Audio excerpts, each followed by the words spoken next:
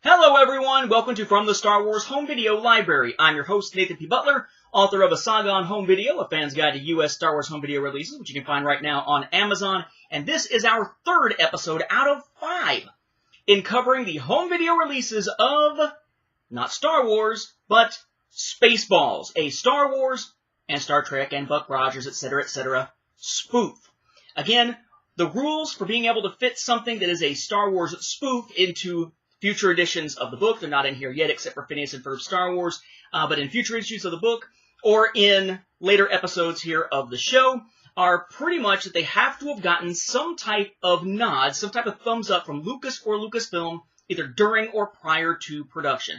That would include Phineas and Ferb Star Wars, that would include the Robot Chicken and Family Guy specials, that would include Fanboys, and that would include Spaceballs, which is actually something that's described in the documentary that first makes its appearance in Spaceballs home video releases on the collector's edition in 2005. Mel Brooks talks a little bit about how he basically sent stuff to Lucas. It was like, hey, if there's anything that offends you, you know, I can take it out or whatever. And Lucas basically said, no, I've seen your other stuff. I trust your judgment, etc. So Spaceballs did get the nod. Now, back in our first episode about Spaceballs, we looked at the Laserdiscs and the VHS releases. So that was 6 total. 4 VHS, 2 Laserdisc, 6 total releases of Spaceballs up until 2000, but we left out the original DVD release in 2000 so we could focus on VHS and Laserdisc. Jump to the second episode in this series, or mini-series if you want to call it that, on the Spaceballs releases, and we looked at 7 DVD releases, starting in 2000 and worked our way through 2008. As you may recall, what we found was that in 2000, we got this initial release, and this started a process of frequently reissuing the disc authorship from this one. When I say authorship, I mean the file structure, what's actually the content on the disc itself. One side being full screen, one side being widescreen, and so on and so on and so on. It's got the little behind-the-scenes feature thing that we saw back on the last of the Laserdisc, the original trailer, a commentary by Mel Brooks, full screen on one side, and unfortunately, the widescreen that's on the other side is letterbox widescreen, not anamorphic. So, of course, on a widescreen TV today, you have a 4x3 box in the center with the movie, bars on top and bottom, and then bars on either side because it's not going to stretch all the way across your screen. This one, though, remember, was unusual in terms of those double-sided releases for Spaceballs because it actually had a label around the ring of the center of the disc on both sides. And where it said full screen and widescreen was in red, the rest of the text was in white. But that was the initial release of that particular DVD version. Then in 2005, we had this awesome Spaceballs The Collector's Edition DVD with tons of special features, and the version of the film on here was actually anamorphic widescreen, so it will stretch all the way across a modern television. A 2-disc set that was not reissued anytime in the ones we looked at last episode, and spoiler alert, it will never be again. This is the best of the DVD copies of the film, but you've got to get the 2005 one to be able to get all the cool special features, at least on DVD. Then we said that in 2006, we had a reissue of that first one from 2000. It was the exact same disc as far as authorship goes, the only difference being that they changed it so that instead of having a little label around the ring on both sides telling what was on it, it was just one ring on one side that said side A is widescreen, side B is full screen, and the widescreen and full screen were in white text along with everything else. But then that disc was reissued over and over and over again, including in re-releases with things like Robin Hood Men in Tights and Young Frankenstein and so forth. These reissues that are basically packaged in with other films as sort of a bargain buy. That brought us to the end of 2008. But that is where we finally kick off into a new era going into 2009 for this episode to look at Spaceballs on DVD and at least a little bit on Blu-ray. We have 2 more episodes to go after this one, so we do have quite a few releases still to get to. So far, we've looked at 13. By the end of this episode, we'll have hit 20. There are over 30 total to look at. But as we start here in 2009, we actually start with something that's not the Spaceballs movie.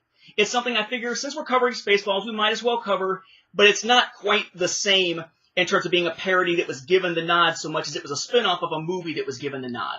And that is, from 2009, yes, Spaceballs television series that most people don't even realize ever existed. This is Mel Brooks' Spaceballs, the totally warped animated adventures. Hi. So we have our animated versions here of the Eagle 5, the Winnebago, Yogurt, plain thing there. We have Barf, we have Dot, we have Lone Star, we have Lone Star versus Dark Helmet, we have President Screw, and we have Princess Vespa there. Then we've got on the side, MGM logo, Mel Brooks' Spaceballs, The Totally Warped Animated Adventures, picture of Scroob, and DVD.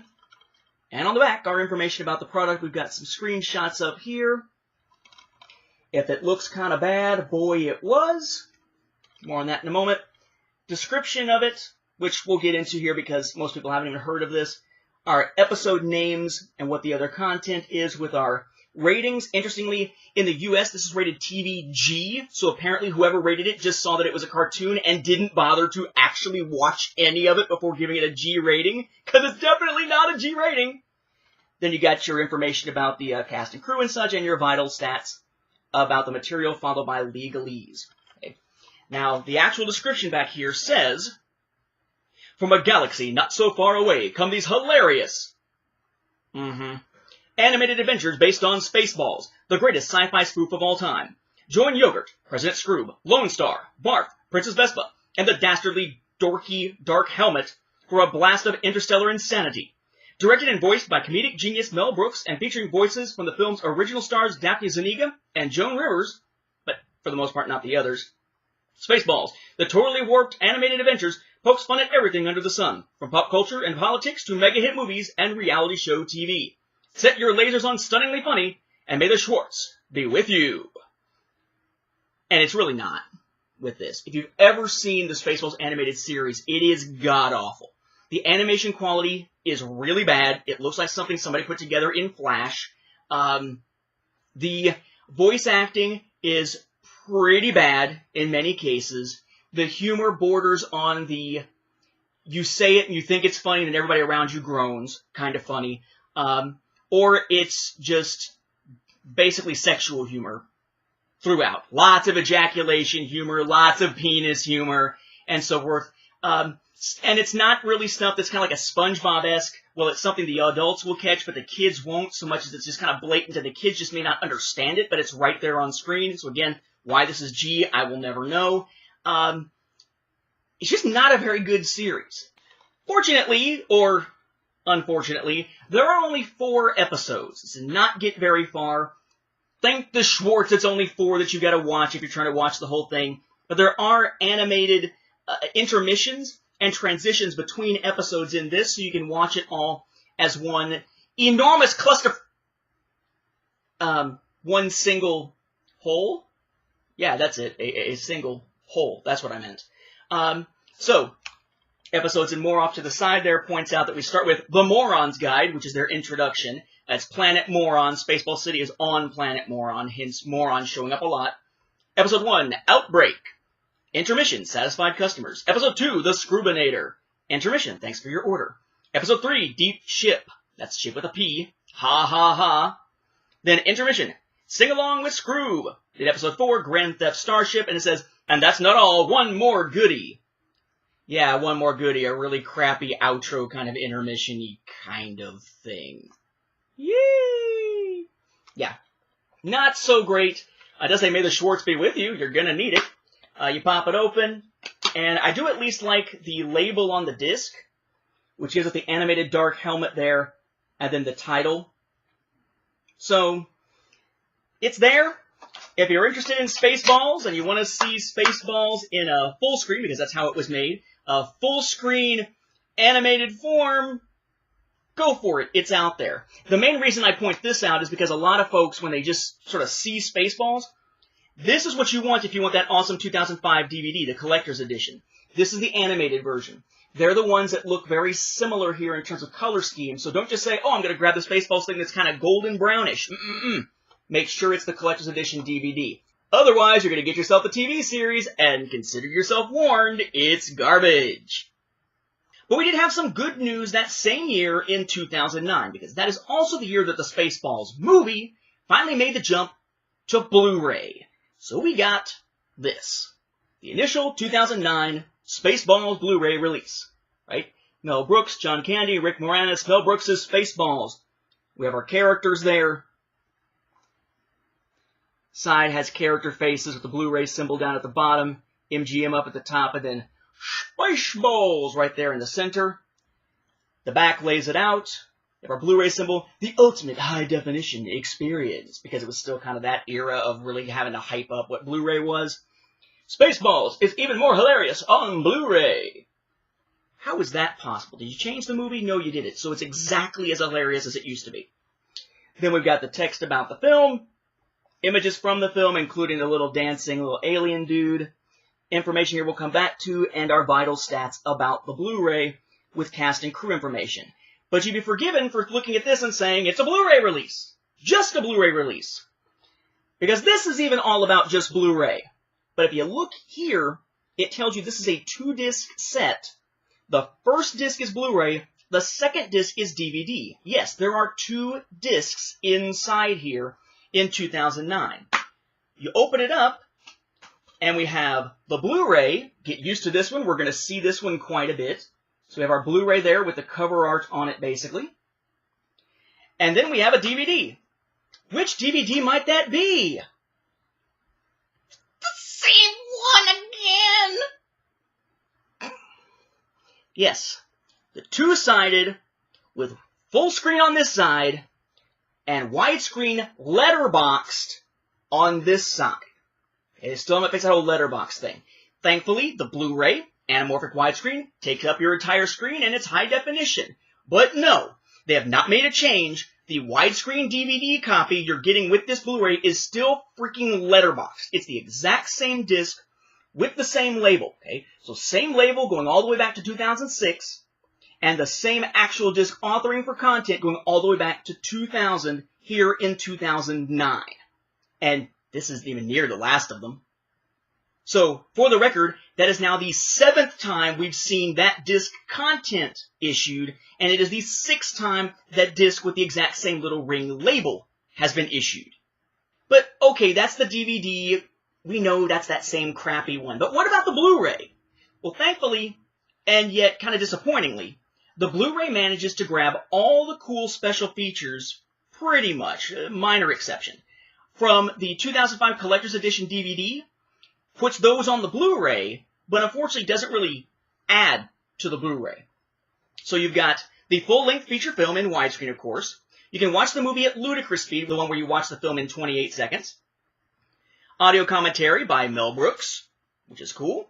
Then it says audio commentary tracks in Moggies and Dinkies. We actually saw this back as audio options for the 2005 Collector's Edition. See that episode for what that's all about. Suffice to say, it's not full episode commentaries. Spaceballs, the documentary, same one from 2005. In Conversation, Mel Brooks and Thomas Meehan, same as 2005. John Candy, Comedic Spirit, wait for it, same as 2005. Storyboard to film comparison, film flubs, 3 Spaceballs galleries for behind the movie, the costumes and the art, exhibitor trailer and theatrical trailer, all just like in 2005. If anything, they've removed stuff from 2005 because those 2 just sort of random MGM movie trailers have been removed, so the only trailers on here are the ones actually for Spaceballs. And the fun and games section with the little trivia game and stuff like that have been completely removed for this, because they really never really quite work the same way on Blu-ray as they would on DVD. The authoring of those types of sections on Blu-rays was different than the way that they tended to do it on DVD. But all the other special features from the 2005 DVD are now on Blu-ray. So, if you're looking for Spaceballs and a good experience, this is a particularly good experience. You've got all those bonus features from 2005, but you've got the film itself in high definition, so it is a step up from that 2005 DVD set. And because it also includes a reissue of the disc from 2006, or changing the label, going back to 2000, you also get a nice coaster. That same year, we saw another of those reissues of the film on DVD with other films, but a different collection of films, at least somewhat different. That was this from 2009. This is the 20th Century Fox Home Entertainment Triple Feature 3 DVD set. You got your MGM logo over there. It's a combination here. This one comes with Mel Brooks' History of the World Part 1, and then Spaceballs, and then Young Frankenstein. So we have Spaceballs here, that wide version, albeit flipped from the way it appeared on that same package that had Dirty Rotten Scoundrels and Bill and Ted's Excellent Adventure, where it had the names and the title on the other side of the characters, I believe. Then we've got Young Frankenstein. We've seen it packaged with that before. It's the same disc again, only they've set it side by side here for part of the packaging. History of the World, we have not seen it packaged with before, so it's the first time History of the World is being packed in here with it. Again, the two films that are with Spaceballs are in anamorphic widescreen and take up the entire width of a modern TV. Spaceballs, why do I even have to say it? It's the same in disc again. Big shock, right? On the side, okay, similar to what we saw with those two disc ones, it says triple feature, 3 DVD sets, 20th Century Fox. You get the titles of the films, and then MGM logo, DVD logo down here. The back gives the information about each film horizontally, which is more like what we saw back with the other 3-pack that had Dirty Rotten Scoundrels and Bill and Ted's Excellent Adventure in it. Again, you open it up, same friggin' Spaceballs disc here, and same Young Frankenstein disc that we've seen before, but then you've also got Mel Brooks' History of the World Part 1. And you might think that if you're a fan of Mel Brooks movies, this was like the ultimate way to get a bunch of Mel Brooks movies in one place in 2009. 3 movies in one pack, that's awesome. But you ain't seen nothing yet for 2009, because there was another release that's pretty awesome from 2009 if you're a fan of Mel Brooks movies. That is this. This is the limited edition version of the Mel Brooks collection. There will be a non-limited edition version, but not for another 3 years. Okay, so the Mel Brooks collection, Mel Brooks there, of course, on the front. The side here, quite a bit of stuff here. You've got the 20th Century Fox logo, MGM logo, the Mel Brooks collection. You got Blu-ray. This isn't text. They're just little lines that are decorative and such. Okay. The other side, it's a slipcase, so that's just the spines of the books that are in it, so we'll look at that momentarily. The top, very similar Blu-ray symbol, decorative lines on either side of the Mel Brooks collection. Then the bottom is going to give you your legalese plus various logos and ratings and such for the films that are included inside this collection. Now the back of it, because this probably bears saying, it says the Mel Brooks collection. I'll show you here. Okay, the Mel Brooks collection has your information about it. And information down here says 9 of Mel Brooks' best films on Blu-ray, accompanied by a beautiful 120-page book. And tells you the films down here and then has your description. The description reads, just saying his name invokes a smile. One of cinema's most celebrated, prolific, and funniest filmmakers, Mel Brooks has built an enviable career, delivering hit after hit after hit. Each one is memorable and quotable as the next. This exclusive 9-disc set includes some of the most side-splitting, gut-busting, guffaw-inducing films ever made, as well as a highly collectible 120-page hardcover book exploring the professional and personal life of this titan of comedy. Enjoy, revel, live, as Mel says, and have yourselves one sweetheart of a good time. It includes, as noted down there at the bottom, the 12 Chairs, Blazing Saddles, Young Frankenstein, which Spaceballs has been packed with before, Silent Movie, High Anxiety, History of the World Part 1, which was packed in with Spaceballs that same year, To Be or Not to Be, Spaceballs, and Men in Tights, which we have also seen Spaceballs packed in with in the past. But inside, you have your couple of book-looking things. One's an actual book, the other is not. Okay, in here. Let's take a look first at the actual home video stuff here. So we have this Mel Brooks collection, white packaging there, kind of a jester up there. Mel Brooks collection, little decorative things again. This back is bits and pieces of quotes from the films and whatnot. List of the films here. Legalese and stuff down there at the bottom. Little jester emblem again. And you open it up, and you'll see here, it's the 12 Chairs, and it tells you about the film. And then off to the side, it labels the film, and then there's the Blu-ray of the film. And then you go to Blazing Saddles and Young Frankenstein. We've seen Spaceballs packed in with Young Frankenstein, but it was DVD, not Blu-ray. Then you've got Silent Movie and High Anxiety. Then you've got History of the World Part 1 and To Be or Not to Be. Again, we've seen it packed with History of the World Part 1, but we have not seen it on Blu-ray. And I would point out that the binding here kind of sucks. It almost feels like just cardboard folded together rather than adhered together. So, you gotta be careful with it. Then you got Spaceballs and Robin Hood Men in Tights. We'll come back to the Spaceballs page. And then there's your Mel Brooks collection, cast crew information for each film. And then it closes right back up. As for that Spaceballs page, if you are curious about it, see what it actually says. For Spaceballs, next to that picture of dot matrix there, and notice the disc is the same one as in that 2009 Blu-ray I just showed you a moment ago. So all the content's the same. It says, "The farce is with you in this laugh-out-loud sci-fi send-up from Mel Brooks that scores 4 stars from USA Today and 8 trillion on the laugh meter from Gene Shalit of NBC TV. The fearless and clueless Lone Star, Bill Pullman, and his half-man, half-dog sidekick Barf, John Candy, race against time to free Princess Vespa, Daphne Zuniga, from the evil clutches of Dark Helmet, Rick Moranis. Along the way, they meet the wise Yogurt, Brooks, who teaches them the mystical power of the Schwartz in order to bring peace and merchandising rights to the galaxy." So, it's a portfolio type of thing here. And then, you have the actual book. We pull that out. That's just the back of the packaging. The Mel Brooks collection. It's Good to Be the King. Got him there. The Mel Brooks collection here, this time on white instead of blue. Him making a film, and a quote up there at the top says, "Enjoy, revel, live, have yourselves one sweetheart of a good time. That's what my films are saying. That's what they're all about." And then the book itself, again, all about Mel Brooks as an individual, Mel Brooks' career.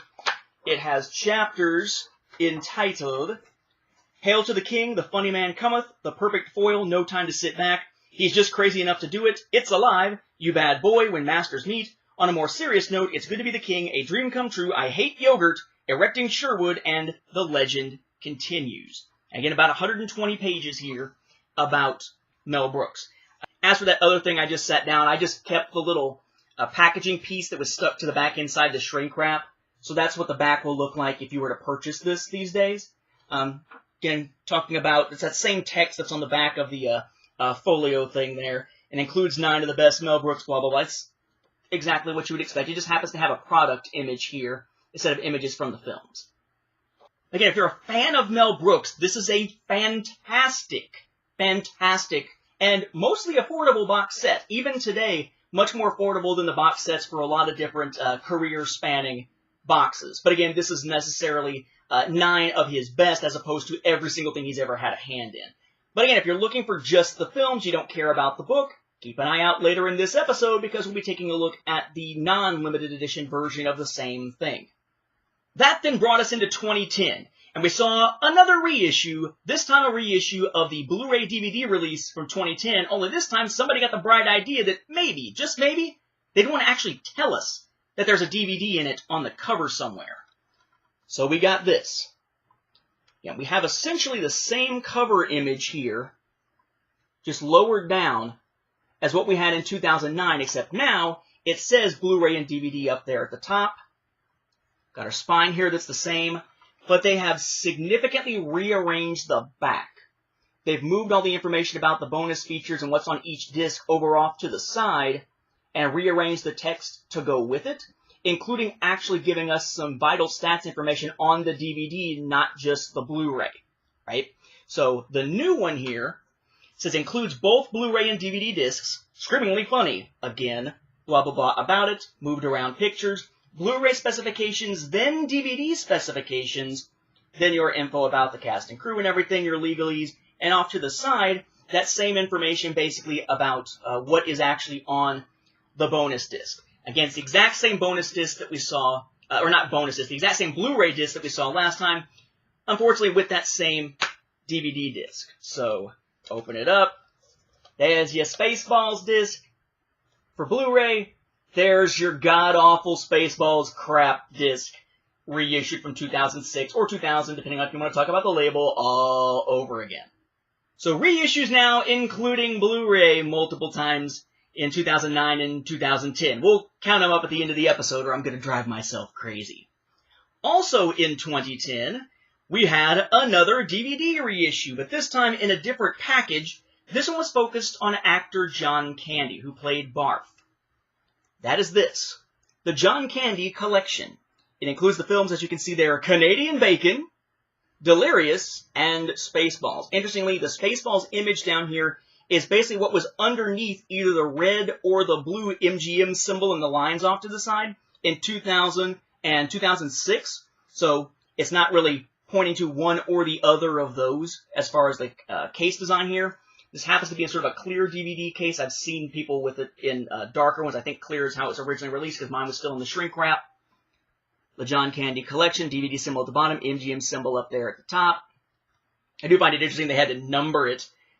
1, Canadian Bacon.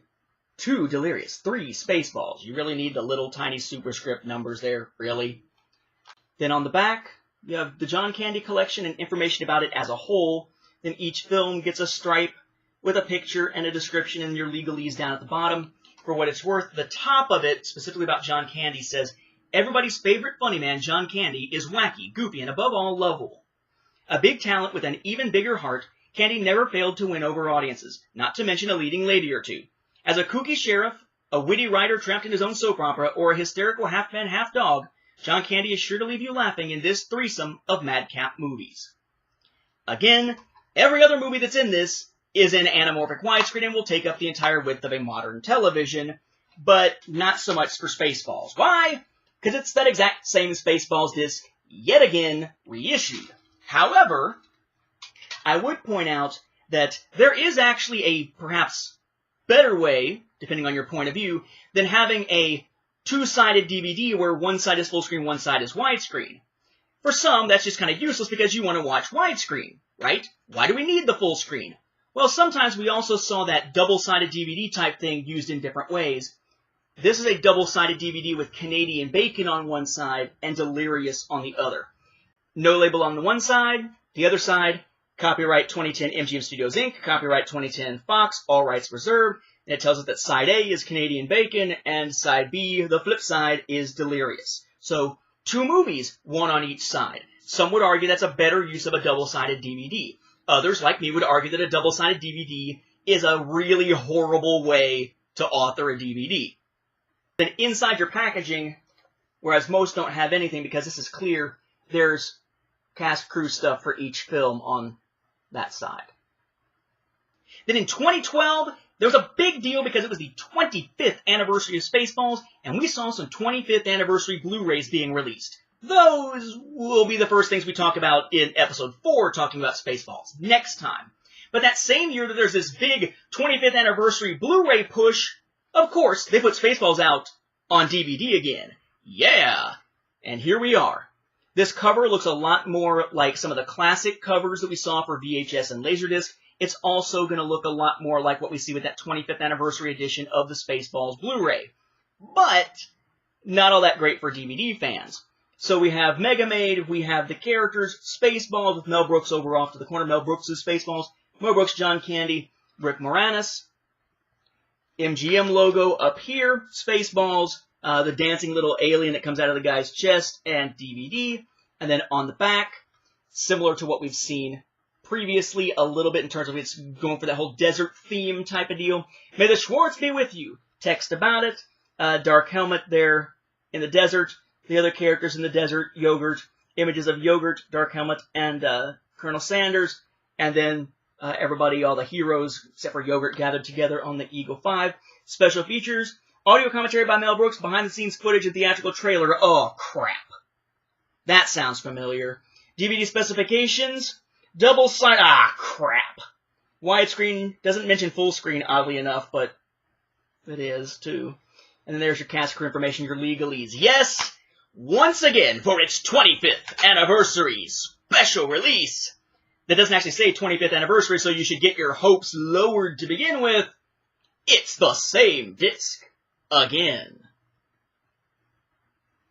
Fortunately, though, 2012, along with having a very disappointing reissue of the exact same Spaceballs DVD again, so that once again we're watching in widescreen in letterbox format, and banging our heads against the walls, there was a less expensive way of picking up that Mel Brooks collection for those who are interested, and that is this. 3 years after its initial limited edition release, we have sort of a regular-sized release here of the Mel Brooks collection. Same image, but of course narrowed down to fit on just one Blu-ray size package there.